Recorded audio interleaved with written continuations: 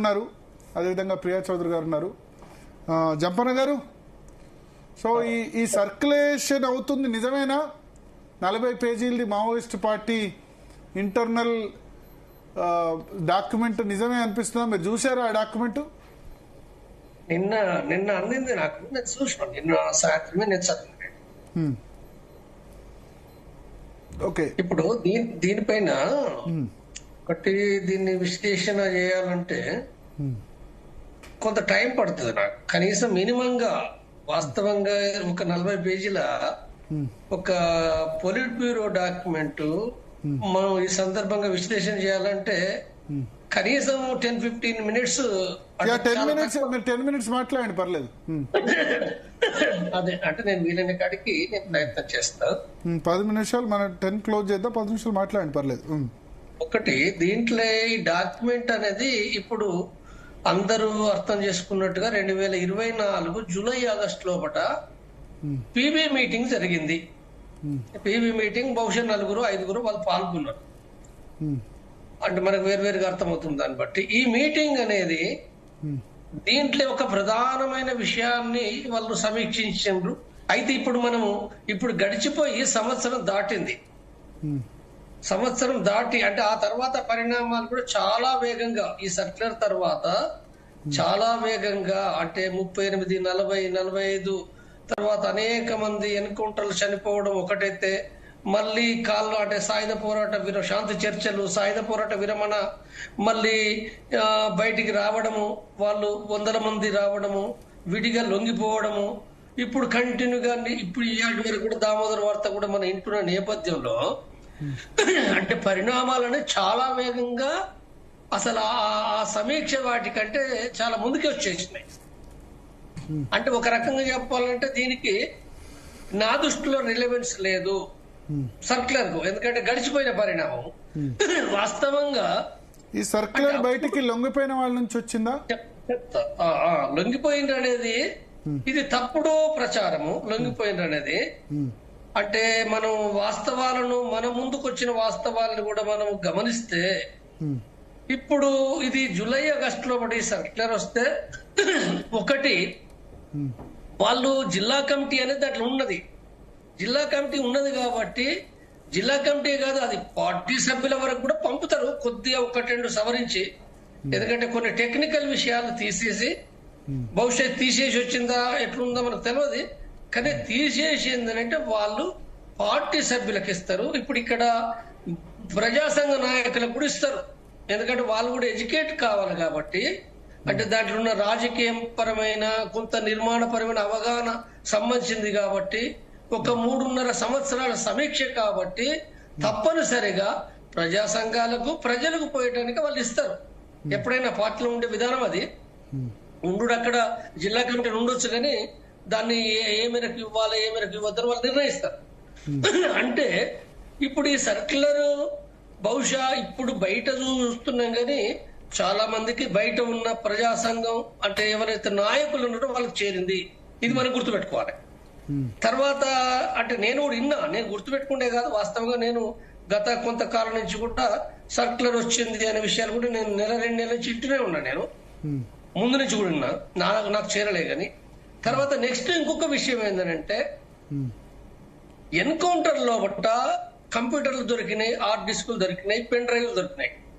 చాలా మంది ఇప్పుడు ఈ కాలంలో, ఈ సంవత్సర కాలంలో అంటే మన లొంగిపోయిన వాళ్ళ పైన ఏది పడితే అంటే చాలా, దానికి నేను ఉదాహరణ మరొక సందర్భం చెప్తా. ఎంత చెత్తగానంటే ప్రతిదీ లొంగిపోయిన చెప్పారు, అది ఉన్నది లేదు, పోయింది లేదు. ఒక ఆరోపణ అంటే వాళ్ళను ఇన్ఫార్మర్ గా ట్రీట్ చేసి అసలు విషయాన్ని, ఒక రాజకీయాలను ఏదైతే ఉందో దాన్ని పక్కదో పట్టించే ఒక అవగాహన, అది ఒక దురుద్దేశంతో వాళ్ళు ఇప్పుడు ఉదాహరణకు సోను మొట్టమొదటే ఆయన పోలీసుల కాడు ఉన్నాడు, ఇన్ఫార్మరు, ఆయన భార్య పోలీస్ ఏజెంటు, ఏకే ఇచ్చింది, పచ్చి అబద్ధాలు మాట్లాడారు. అక్కడి నుంచి ఇప్పటి వరకు వాళ్ళు అన్ని అబద్ధాలు మాట్లాడుతుండ్రు. ఇది బయట వాళ్ళు, లోపల వాళ్ళు కాదు. ఇప్పుడు సాయుధ పోరాటం చేసే వాళ్ళు ఏమి మాట్లాడతలే, బయట ఈ పేరు మీద మాట్లాడే వాళ్ళు మాట్లాడుతుండ్రు. కాబట్టి అవన్నీ తొందరనే అన్ని బటమైలవుతాయి. నేను ఇక్కడ పాయింట్లకు వస్తా. ఇప్పుడు ఈ పాయింట్ సంబంధించి వచ్చినప్పుడు ఏంటంటే, ఇదంతా కూడా పోలీసులకు ఇప్పుడు తెలుసు వాళ్ళకి 6 నెలల క్రితమే వాళ్ళకి సర్కులర్ దొరికినాయి, అన్ని విషయాలు తెలిసినాయి.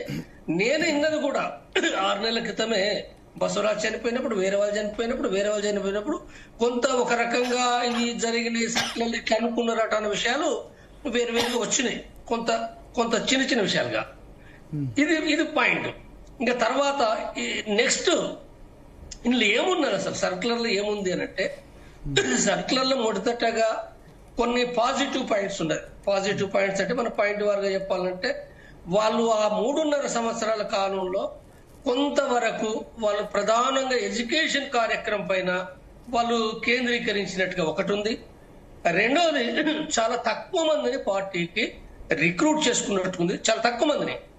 తర్వాత మూడో పాయింట్ ఏముంది అంటే కొన్ని ప్రజా కార్యక్రమాలు చాలా తక్కువగా, తర్వాత బీజేపీకి వ్యతిరేక కార్యక్రమాలు కూడా కొంతవరకు ఇతర పార్టీతో కలిసి చేసినట్టుగా వాళ్ళందరూ చెప్పారు. తర్వాత కొన్ని యాక్షన్స్ చెప్పారు, కొన్ని యాక్షన్స్ పోలీసుల పైన కూడా యాక్షన్ చేసి 200 మంది పైగా చంపినట్టుగా, తర్వాత కొన్ని ఆయుధాలు సీజ్ చేసుకున్నట్టుగా, చాలా ఘటనలు అంటే మిలిటరీ ఘటనలు ఒక 600 వరకు కొనసాగించినట్టుగా వాళ్ళు కొన్ని అందరూ చెప్పారు. వాళ్ళు కావచ్చు అది అంటే 2020 నుంచి 2024 వరకు కాబట్టి దేశవ్యాప్తంగా కొంత అటో ఇటో ఉండొచ్చు బహుశా. అయితే ఈ సకారాత్మక పాజిటివ్ విషయాలు ఇవి చెప్పి అంటే ఈ సమీక్ష అంతా కూడా నెగటివ్ విషయాలు, నెగటివ్ అంటే వాళ్ళ తప్పులని చెప్పడానికి ఈ సర్కులర్ కేంద్రీకరించింది. ఇప్పుడు అందుకోసం అందరూ టీవీలో ఏం పెడతారు, వాళ్ళు మొత్తం తప్పులు ఒప్పుకున్నారు అని చెప్పి అన్నారు. తప్పులు ఒప్పుకున్నాడు కొత్త కాదు, గతంలో కూడా ఒప్పుకున్నారు. కానీ ఈ తప్పులు అనేటి అవుతున్నాయో ఇప్పుడు చాలా వివరంగా ప్రతి దాంట్లో తప్పులు మాట్లాడిరు. ప్రతి దాంట్లో అంటే ప్రజల్ని ఆర్గనైజ్ చేయడంలో తప్పులు, ఉద్యమాలు ఆర్గనైజ్ చేయడంలో తప్పు, రిక్రూట్మెంట్ లో తప్పు, యుద్ధం చేసుట్లో తప్పు, తర్వాత అలాంటి ఎడ్యుకేషన్ చేయడంలో తప్పు, తర్వాత పార్టీల అన్ని వర్గ ధోరణిలో తప్పు, ఇట్లా దాదాపు ఇవి అంటే రిపిటేషన్ కూడా ఉన్నాయి. ఇలా 50 తప్పులు ఉంటాయి. అందరూ 50 తప్పులు అంటే మనకు నిజమే ఆ తప్పులు ఒప్పుకుంటారు, ఓకే. తర్వాత అక్కడ పట్టణాలు దెబ్బతిన్నాయి, మైదానం దెబ్బతిన్నది, కేంద్ర కమిటీ వాళ్ళు చనిపోయినరు, లొంగిపోయినరు, తర్వాత జబ్బులు వచ్చి చనిపోయినరు, తర్వాత రాష్ట్ర కమిటీలు అరెస్ట్ అయినరు, ఇతరులు అరెస్ట్ అయినరు, అట్లా అనేకమైన ఏదైతుందో తీవ్రమైన నష్టాలు. ఈ నష్టాల కారణాలు కూడా పార్టీ కమిటీలు సరిగ్గా చేయలేదు కాబట్టి ఇది మనకు చాలా కష్టం ఉంది. ఒక వంక దాడి పెరిగింది, గతానికంటే చాలా తీవ్రమైన దాడి పెరిగింది, చాలా నష్టపోతున్నాము. కాబట్టి ఈ మొత్తం పరిస్థితి లోపల కూడా మనము దీంట్లో అంటే వాళ్ళు చెప్పింది ఏంటంటే, వాళ్ళు ఏమీ అందులో అంటే మీరు మొదటైన మాట్లాడేటప్పుడు నేను దాన్ని ఖండిస్తున్నాను. నేను ఆయుధాలు వాళ్ళు వదిలిపెట్టాలని అందులో లేదు, నేను స్పష్టంగా చెప్పదలుచుకున్నాను. అందులో ఆ మొత్తం సర్కులర్ లో ఆయుధాలు వదిలిపెట్టాలనే ముచ్చట లేదు. ఆయుధాలను వదిలిపెట్టాలనుకుంటే అసలు వదిలిపెట్టడం ఆనాడే అయిపోయేది, ఇంత గొడవ అయ్యేది కాదు. కాబట్టి అందులో ఆయుధాలు వదిలిపెట్టేది లేదు. అయితే కొన్ని మార్పులు చేసేది వాళ్ళు. ప్రజానికంలో పోవాలి, కొంత అంటే పెద్ద బలగాల సంఖ్యను తగ్గించాలి. అంటే పెద్దగా ఒక 50 మంది ఉన్నారనుకో, 15 మందికి 20 మందికి తగ్గించాలి. తర్వాత మిగిలిన ఈ బలగాలు ఏవైతున్నాయో వేరే రాష్ట్రాలకు, వేరే ప్రాంతాలకు వెళ్ళిపోవాలి, ఇతర ప్రాంతాలకు వెళ్ళిపోవాలి. తర్వాత వాళ్ళు చాలా బలంగా తప్పులు చేయకుండా ప్రజల్ని అంటుపెట్టుకుని ఎక్కువ ప్రజానికులు కదలాలి అని చెప్పారు. తర్వాత మరొక విషయం ఏంటంటే, సామాజిక ఉద్యమాలు ఏవైతున్నాయో అది కులం సమస్య కావచ్చు, జాతి సమస్య కావచ్చు, ఇంకా అనేకమైన సమాజంలో వచ్చేటి ఎన్నో వాటిలో అన్నింటిలో కూడా జోక్యం చేసుకొని దాంట్లోకి ఎంటర్ కావాలి అనే విషయం చెప్పిన వాళ్ళు.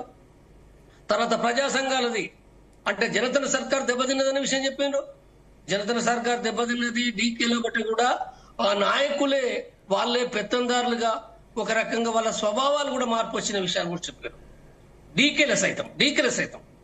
తర్వాత నెక్స్ట్ ఇప్పుడు తెలంగాణ ఆంధ్రలో పట్ల కూడా ప్రజా సంఘ నాయకులు అనే వాళ్ళు ఎవరైతున్నారో వాస్తవంగా అవన్నీ చాలా దెబ్బతిన్నాయి, పేరు కట్టుకున్నాయి. కానీ దాంట్లో పట్ల అనేక అన్యవర్గ ధరలు వచ్చేసినాయి. వాళ్ళ క్రమశిక్షణ లేదు, అవినీతి ఉన్నది అందులో. తర్వాత వాళ్ళు ఒక పని కూడా రాజకీయ పని చేయడం లేదు అది. కాబట్టి అవి కూడా ఏంటంటే చాలా తీవ్రమైన సమస్యలుగా మారిపోయినాయి అనే విషయాన్ని కూడా వాళ్ళందరూ విశ్లేషించారు. కాబట్టి వీటితో పాటుగా అంటే ఇవి తప్పులు చెప్పడంలో చాలా క్లియర్ గా చెప్పారు. నేను గమనించినంత వరకు తప్పులు చెప్పడంలో కూడా ప్రతిదీ చెప్పారు, వాళ్ళ తప్పులు చెప్పకుండా లేదు. అయితే ఈ తప్పులు ఎంత చెప్పిండ్రో పరిష్కారం ఏంటిది, మరి ఏం చేయాలన్నప్పుడు ఈ పరిష్కారాలు ఎంతమంది చెప్పిన చిన్న దళాలు చేయాలి, వేరే ప్రాంతాలకు పోవాలి, రహస్యంగా ఉండాలి, మళ్ళీ తర్వాత ప్రజలను అడ్డు పెట్టుకొని ఉండాలి, తర్వాత ఇలాంటివన్నీ కూడా వాళ్ళు కొన్ని చెప్పారు. కానీ ఈ మొత్తం స్థితి అంటే ఈ పరిష్కారాలు కనుక చూస్తే మరి ఏడాది గడిచింది. ఏడాది గడిచి ఇప్పుడు ఏమైంది అంటే సోను ఎందుకు వచ్చిండు? ఏడాది గడిచి అసలు ఇది జూలై ఆగస్టులో జరిగితే మళ్ళీ మనం గమనిస్తే అదే మాడులో 38 మంది చనిపోయారు నవంబర్లో, అక్టోబర్ నవంబర్లో. మీరు గుర్తు చేసుకోండి, ఒకేసారి 38 మంది చనిపోయారు. దాని తర్వాత కంటిన్యూ ఎన్కౌంటర్లు అయినాయి. లొంగిపోతూనే ఉన్నారు. లొంగిపోయేదాని గురించి కూడా దాంట్లో చెప్పారు, లొంగిపోవడం ఆగలి, ఇంకా పెరిగినాయి, అరెస్టులు అయినరు. తర్వాత ఈ మొత్తం దాంట్లో బట్ట కూడా అసలు పార్టీ అనేది మరింత బలహీనపడి వాళ్ళు ఏ ఉద్యమాలు చేసే పరిస్థితి లేదు. ఉద్యమాలు కూడా ఇంకా కోల్పోయినాయి. అప్పటికే ప్రజాపునది లేదని అన్నారు వాళ్ళు. ఇప్పుడు అది ఇంకేమీ లేకుండా పూర్తిగా అసలు సమన్వయం లేదని కూడా అన్నారు ముందే. చాలా మంది చనిపోవడం మూలంగా ఏరియాలు కూడా పోయినాయి, చాలా పోయినాయి. జార్ఖండ్ లో పోయినాయి, ఒరిస్సాలో పోయినాయి, దండకాండ్లో పోయినాయి. అసలు రాకపోకలు బంద్ అయిపోయినాయి. నాయకులు లేరు, మెయింటైన్ చేసే పరిస్థితి లేదు.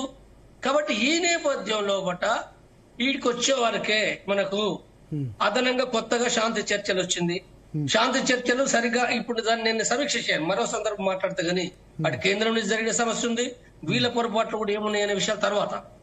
కానీ ఈ నేపథ్యంలో ఇక్కడ ఒక అనివార్యత, అప్పటికే బసవరాజు చనిపోయిండు, బసవరాజు చాలా లెటర్స్ రాసిండని మనం వింటున్నాము. ఇక అవి ఏంటి అవి లోపడి గొడవ వాళ్ళది.